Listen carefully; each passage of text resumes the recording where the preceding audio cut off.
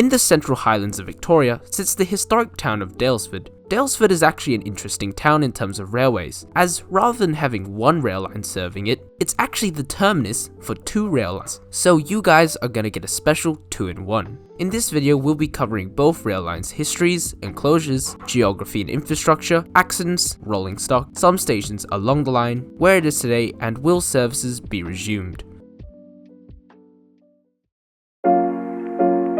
History/closure.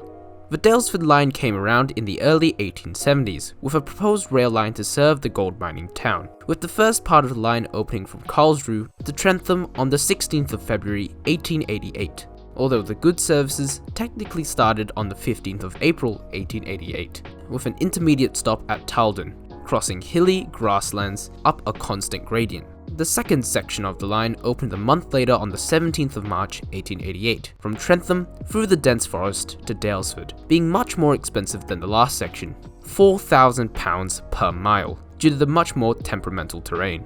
The first train arrived at Daylesford at 10:45 am, carrying the Commissioner of Public Works, some important people at the time, and several gentlemen connected with the railway department. Only 4 carriages were provided for the 250 people waiting at Trentham, so the important people went first, and then, after dropping them off, the locomotive immediately turned back to pick the rest up. There was a bit of protest with locals in the early days, as the government realigned the line to serve the industries in the area, e.g. timber, mining, agriculture, rather than serving the local townships.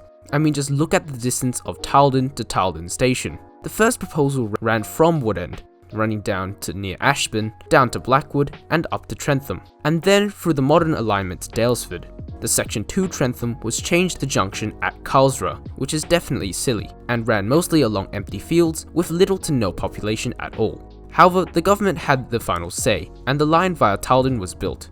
In 1882, the Daylesford terminus was extended an extra 500 metres to Raglan Street, formerly being at the corner of East Street and Victoria Street. The government didn't want to do it, stating the price tag, but eventually caved in and completed the extension and rebuild at a modern day price tag of $2.5 million. The line was realigned and S-bends to reach the new site. The line carried timber, potatoes, grain, hides, hay, chaff, fruit and eucalyptus oil, and you can definitely see the remnants of the wood industry in the area. Most of these empty plots in the middle of the forest were definitely not there 200 years ago. However, by far the most popular thing to go by rail was passengers, with 50,000 passengers travelling on the line in 1884 alone. For a time in 1890, as many as 22 trains were on the line in one day, with many tourists spending the day at Jubilee Lake or exploring the mineral springs. Given the popularity of this line, the government was even more eager to link Daylesford with another gold mining town, Ballarat. Talks of another line to Daylesford were looked at with more scrutiny, with a vote being held between the local boroughs to decide if the railway was needed in 1881, with the overall vote coming out to no railway, with the anti-railway winning 9-5.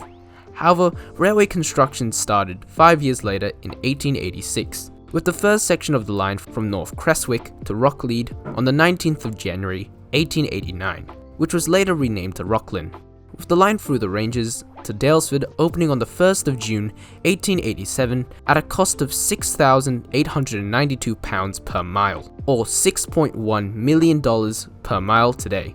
This line was more popular in the 1920s, with 20 trains scheduled in a day, mostly for tourists to the spa. However, the line via Ballarat was never really that popular, far less popular than the Melbourne line. Both journeys were rather harsh in winters, with the lack of air conditioning on wooden-bodied carriages playing a major role.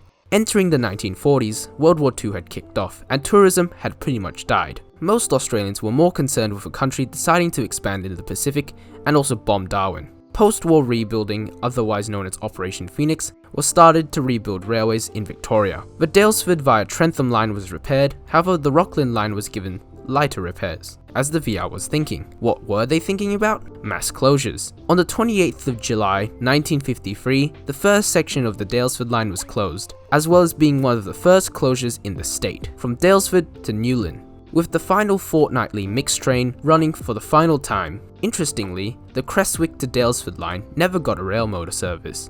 Requests for a rail motor service to Daylesford via Trentham was sent in December 1926, but interestingly, they weren't implemented until the 1950s. and at first it was only in the springtime and only for a few trips per day. By the time rail motors were actually implemented, the Daylesford line was already on its way out. With lower and lower quality track and the opening of the Wood End Freight Centre, the line was fully closed on the 3rd of July 1978 and replaced with a coach service, which is still operating today. The final train was operated by K153 on the 24th of June as a special steam train excursion. Funny that low quality track in the 1970s could still support the weight of a steam engine, and the Stony Point line today can barely support the Long Island Steel train. The Daylesford line history doesn't end there, and I'll get to the Heritage Railway a little later. Surprisingly, the Daylesford to Ballarat line survived for longer, with the remaining section partially closed further to Allendale on the 1st of June 1976, with the last train hauled by Y125, and the final section from Allendale being kept open for another decade, closing on the 8th of December 1986, hanging on through a passenger rail motor and goods to a stone quarry. To put that into perspective, that's 4 years before Daylesford to Musk was reopened as a heritage railway.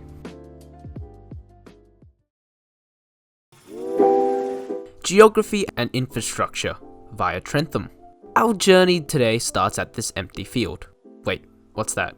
Oh yeah, that's what's left of Karlsruhe station. Now velocities just fly by it at 160 km per hour. The station is a very nice looking bluestone building, which isn't uncommon in Victoria. Side tangent, Harcourt not being duplicated is stupid. Look at Karlsruhe. The station was rather busy, mostly because of Daylesford trains, as it wasn't much use to the town it was named after, as it's located almost 3 kilometers away from said town. Daylesford trains ran off platform 3, or goods trains just ran through. Karlsruhe has some sort of charm to it, I can't describe it. The junction towards Daylesford went left and curved over 90 degrees southwest. Until Ballardo, the line climbs at a mostly 1 in 50 gradient, so this will be the last time I mention railway gradients for a while. This section is also rather interesting, as it just crosses flat farmland, over a few creeks and a few level crossings to reach Tarleton. Tarleton was named after Brigadier General William Burton Tarleton, who served in the Crimean War. Tarleton was also home to a small waiting shelter and good siding, with nothing else.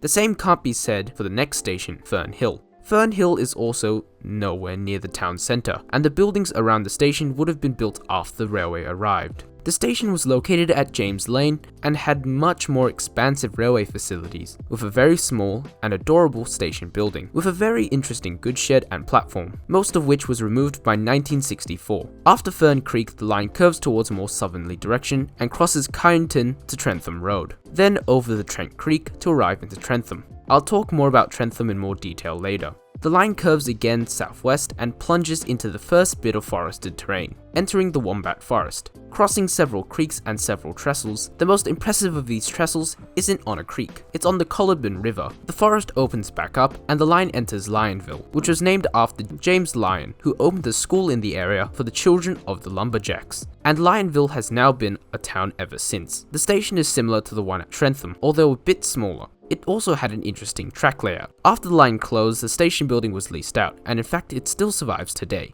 even having a passenger car, 30AW, parked outside along with a guard's van. However, both guard's van and carriage have since been removed, and it seems the station building is now vacant. The line winds around the hill, crossing the Loddon River, and then arrives into Ballarto, which I'll talk about more later. The summit of the line has been reached, and from now on trains are going down at 1 in 50 to reach Daylesford. The line keeps winding through the forest and follows Daylesford to Trentham Road. It then arrives at a small halt passing clouds. This station takes the cake for the smallest station building in Victoria, which is still opened. Unlike the rest of the stations, it wasn't built by the VR, it was built by the Heritage Railway which succeeded it.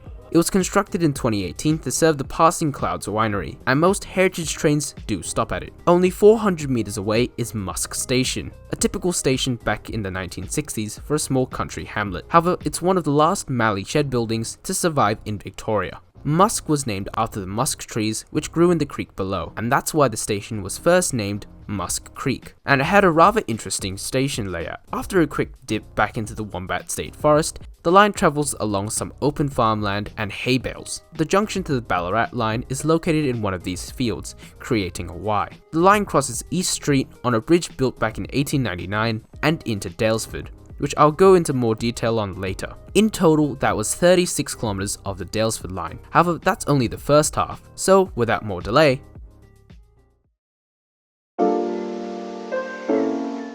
Geography and infrastructure via Allendale. I was gonna go through the entire line here, but then I realized while editing this section, there's only a few interesting things on this line which can be summed up in a few sentences. The line follows the Lerderjerg track into the forest, and you can see the old alignment here as these three streets in Daylesford still aren't connected after 70 years. It then crosses a trestle bridge over the Jubilee Lake, the same bridge pictured here with D3918 crossing it.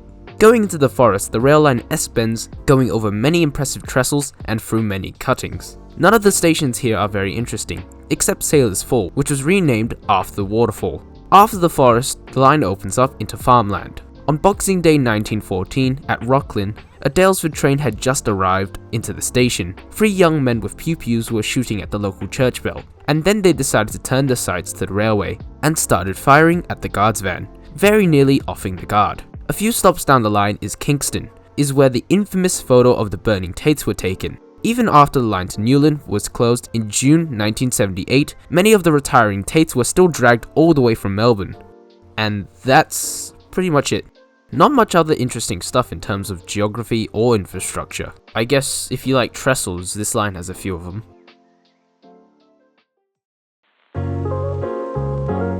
Accidents. Wombat 1915. On the 22nd of February 1915, a goods train was pulling out of Daylesford station, being allowed into the block from Daylesford to Allendale. It's worth noting that this section of the line was closed for a while, likely due to maintenance. The goods train was scheduled to leave Leonard's Hill at 7:25 am. At 7:30 am, a passenger train was due to leave Daylesford along the same line. Under normal circumstances, the two journeys would have been perfectly fine, as it would take 28 minutes for the passenger train to get to Leonard's Hill, long after the goods train had left. However, the goods train was stuck at Leonard, as the fireman of the train fell off mid-journey, so the driver stopped at Leonard rather than going through it, and walked back down the line to go pick up the fireman. Somehow, that took more than 30 minutes, and the passenger train smashed into the goods train just as it rounded a corner. Fortunately, the crew and a few passengers from the passenger train only sustained minor injuries. Some stations along the line. Trentham. Trentham station was opened on the 16th of February 1880, and it was opened to goods trains on the 15th of April 1880. The station and town were most likely named by John Wigglesworth, after his hometown of Trentham in Staffordshire, England. Trentham was one of the largest stations on the line. It had a very nice station building and yard, with 3 roads. Strangely, the line leading into the platform was not straight, and you would need to take a set of points, which is unusual for most Victorian stations.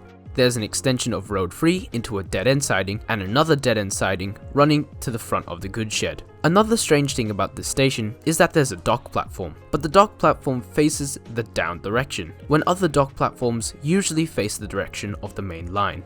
This arrangement lasted until the line's closure. In 1919, there was a proposed alteration to the interior of the station building. It was always a busy station, however all things good must come to an end, and the station closed on the 3rd of July 1978. After the station's closure, the station building, platform, goods shed and a short section of track have all been retained. The station building is lived in and the tenants treat it as a museum. Outside the station are still some miscellaneous pieces of rolling stock. The most interesting piece of rolling stock outside the station is 30 AV, one of the carriages used on the vintage train.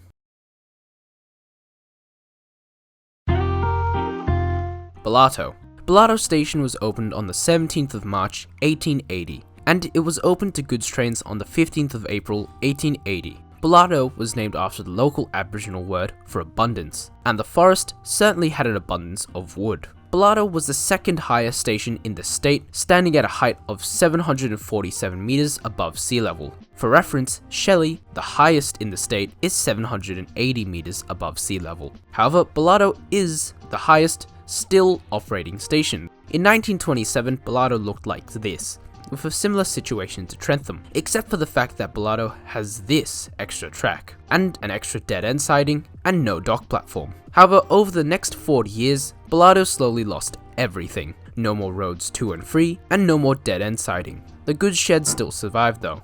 After the station's closure in 1978, the station building and goods shed were removed. However, the tracks were left, When the station was reopened as part of the Heritage Railway, this mallee shed was temporarily set up. 5 years later, this little shack appeared, and in 2022, a $500,000 grant was given to the DSER to make a replica of the 1930s station building, which also involved the reinstatement of Road 2 to allow the DSER to run passenger trains using loco-hauled carriages. Daylesford. The first settler in the region was John Hepburn, familiar? In 1838, and he named the area Jim Crow. No, not the discriminatory laws put in place in the southern states of the United States. It was apparently a character in a rhyme that Hepburn liked. And an article from the 1920s states that there is zero correlation between the two, and Jim Crow was used in Australia long before the Americans popularized it through the law. However, they both are named after the song and dance Jump Jim Crow, performed by Thomas Dartmouth Rice. In 1854, the town was officially surveyed and called Daylesford, despite wombat being a much more common name at the time. It started being more appealing around this time, with gold being found in the area. Italian miners started setting up in the area in 1854, and an Anglican church was set up in 1857. In the 1860s, several quartz mining companies started to be set up, as well as the Wombat Hill Gardens being established in 1861, which would soon have a railway built adjacent to it. This is where the town started to take off. Daylesford Station opened on the 17th of March 1880, and the original station layout looked a little bit like this. However, I do not have the actual diagrams, so this is just a rough estimate. In 1900, it looked a little like this: 3 roads, 2 platforms with a dead-end platform, 2 storage sidings, a goods shed, turntable, an engine shed, and Daylesford Junction. It also had this cute little signal box. In 1924, a stock siding was added. In 1947, the points around the station were changed. The last changes to the station in the VR times were the cutting back of the Ballarat line to become a dead-end siding. However, the line was later re-extended an extra 500 meters to add a carriage shed in preservation. And this is where Daylesford stands today. Surprisingly, little has changed since then. Where it is today, /Heritage Railway. Today, the Daylesford lines are partially reopened as the Daylesford Spa Country Heritage Railway as a rail trail and mostly an empty rail alignment. Let's go through the history of the Heritage Railway first. The Daylesford Spa Country Railway. The Daylesford Spa Country Railway came to be on the 29th of June 1980, being first known as the Central Highlands Tourist Railway. It was formed to restore the Daylesford rail line. In the middle of the restoration, the volunteers would use a ganger trolley to shuttle passengers from Daylesford to Wombat Forest. After a decade of work, the section from Daylesford to Musk reopened, and Musk to Balado was reopened on the 17th of March 1997. In 2002, the Central Highlands Tourist Railway was renamed to the Daylesford Spa Country Railway, but internally it's still known as the Central Highlands Tourist Railway. On the 23rd of February 2009, a bushfire in the Wombat State Forest completely burnt out 1.6 kilometers of track between Daylesford and Musk, and around 2,000 sleepers were completely destroyed. A temporary service was resumed 2 weeks later on the 8th of March between Daylesford and the edge of the fire-damaged section. After reconstruction through the forest, test trains to Musk ran on the 14th and 15th of August 2010, with the line fully reopened to Musk only on the 29th of August 2010. In December 2011, a new rolling stock shed was constructed on the site of the former Ballarat tracks. Around 500 meters of the Ballarat line was relayed to the sheds, including 2 sets of points. Reopening the second part of the line from Musk to Balado occurred throughout 2013, and the Daylesford Spa Country Railway reopened through to Balado on the 15th of March 2014. Today, the DSER is more lively than ever, having a Sunday market within the station grounds, which has been operating since the early 80s. In future, the Daylesford Spa Country Railway is looking to extend the line back to Trentham. This extension will occur in 2 stages. The first, 3.5 kilometers to Lionville, and then the 6-kilometer journey to Trentham as stage 2. However, the land lease for the line is currently owned by the Hepburnshire Council, and currently they are discussing to take up the lease. After obtaining the lease, then several studies will have to take place before construction can start. The Daylesford Spa Country Railway has been stockpiling sleepers and old rails donated from the LXRP, the organisation removing the level crossings in and around Melbourne. There's enough rail to get the line up to Trentham, enough sleepers to get to Lionville, however not quite enough ballast yet. The first section to Lionville will take a little while. After the lease is obtained, the studies will take 6 months to a year, and a further 1 to 2 years of construction. The second section to Trentham will be much more expensive to complete, so the Daylesford Spa Country Railway is looking for grant money to rebuild 4 bridges and a few level crossings. The Daylesford Spa Country Railway keeps everyone up to date on interesting things that are happening around the railway through their YouTube channel, which you all should definitely check out.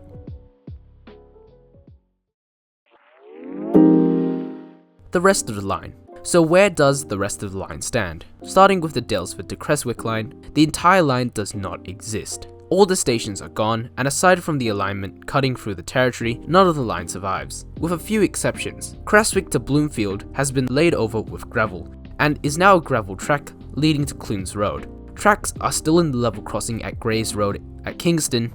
Dean Barkstead Road was built over the former railway alignment through the State Forest, but it's more of a dirt track. The remaining part of the line, through to Daylesford, exists as the Star Track and the Ladurge Track, which I would also not recommend anybody travelling on. However, the biggest clue that the railway was here are the surviving wooden piers of the Jubilee Railway Bridge. However, for the other side of the line, it's far more interesting. As you all know, Daylesford to Ballardo is on the DSCR, so I won't focus too much on that. However, Ballardo to Lionville is empty flat land. Lionville to Trentham is actually something, the Domino Trail, a 6-kilometer trail which is mostly built on top of the old alignment, with new pedestrian bridges at the old trestles. The rest of the line from Trentham to Carlsrud is empty, nothing, the end. In future, there are plans to build a rail trail all the way from Daylesford down to Talden, which is surely to be interesting. A study has already been completed, and I'll link that study in the description below. Will services resume?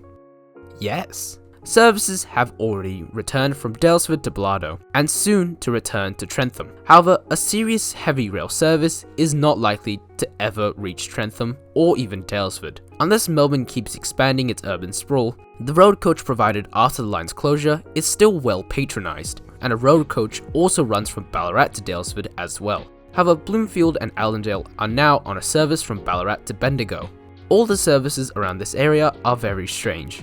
The current service is fine for now, although it remains to be seen whether it will hold up in future.